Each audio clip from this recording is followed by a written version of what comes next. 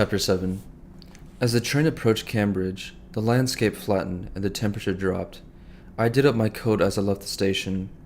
The wind cut into my face like a volley of icy razor blades. I made my way up to the pub to meet Paul. The White Bear was a ramshackle old place. It looked as if several extensions had been added onto the original structure over the years.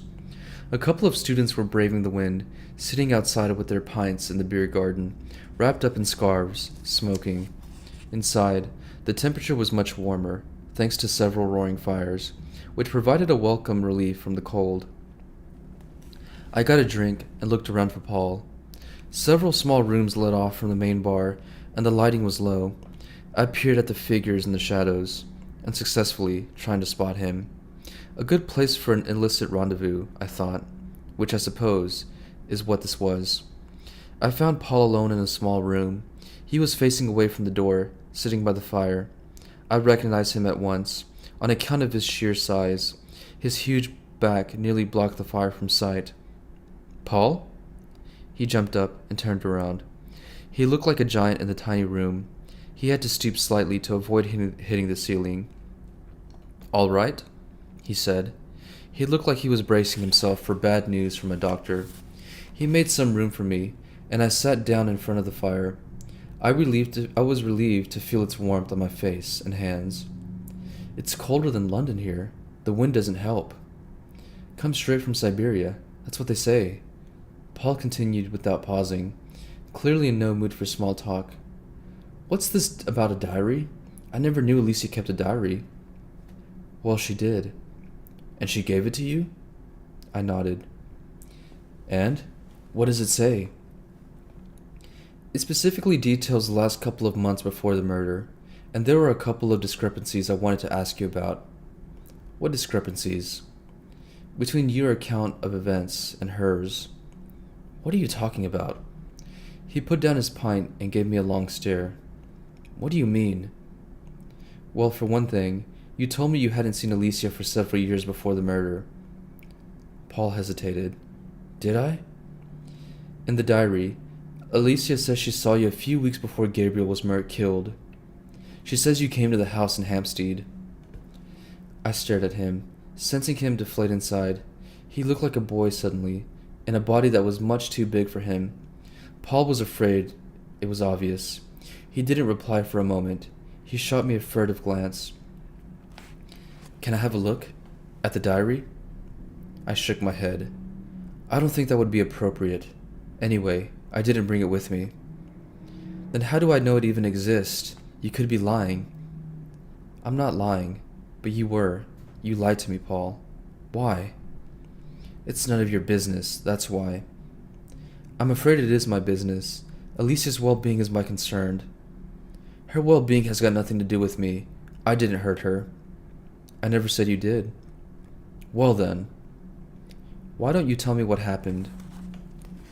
Paul shrugged. "It's a long story." He hesitated, then gave in. He spoke quickly, breathlessly. I sensed his relief at finally telling someone. "I was in a bad way. I had a problem, you know. I was gambling and borrowing money and not able to pay it back. I needed some cash to put everyone straight." "And so you asked Alicia? Did she give you the money?" "What does the diary say?" "It doesn't." Paul hesitated, then shook his head. "No, she didn't give me anything. She says she couldn't afford to." Again, he was lying. Why? "How did you get the money then?" I took it out of my savings. I'd appreciate it if you kept this between us. I don't want my mother to find out." "I don't think there's any reason to involve Lydia in this." "Really?" Some color came back into Paul's expression. He looked more helpful. "Thanks. I appreciate that." "Did Alicia ever tell you she suspected she was being watched?" Paul lowered his glass and gave me a puzzled look.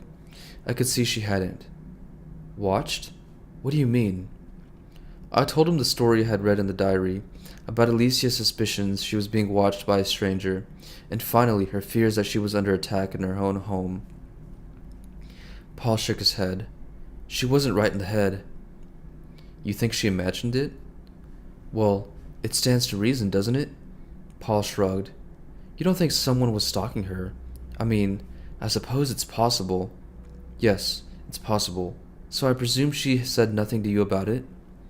Not a word. But Alicia and I never talked much, you know. She was always pretty silent. We all were, as a family. I remember Alicia saying how weird it was. She'd go to friends' houses and see other families laugh and joke and have conversations about things, and our house was so silent. We never talked, apart from my mum giving orders. And what about Alicia's father, Vernon? What was he like? Vernon didn't really talk much. He wasn't right in the head. Not after Eva died. He was never the same after that. Neither was Alicia, come to that. That reminds me, there's something I wanted to ask you. Something Tanya mentioned to me. Tanya Berenson? You spoke to her? Only briefly. She suggested I talk to you. Tanya did. Paul's cheeks colored. I don't know her well, but she's always been very kind to me. She's a good, very good person. She visited me and Mum a couple of times. A smile appeared on Paul's lips, and he looked far away for a moment. He has a crush on her, I thought. I wondered how Max felt about that. What did Tanya say? He asked. She suggested I ask you about something that happened the night after the car accident. She didn't go into detail. Yes, I know what she means. I told her during the trial. I asked her not to tell anyone. She didn't tell me. It's up to you to tell me, if you wish to. Of course, if you don't want to. Paul drained his pint and shrugged. It's probably nothing, but it might help you understand Alicia. He hesitated and fell silent. Go on, I said.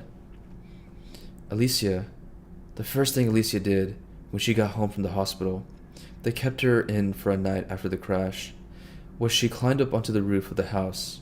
I did too. We sat up there all night, pretty much. We used to go there all the time, Alicia and me. It was our secret place. On the roof? Paul hesitated. He looked at me for a second, deliberating. He made a decision. Come on. He stood up. I'll show you.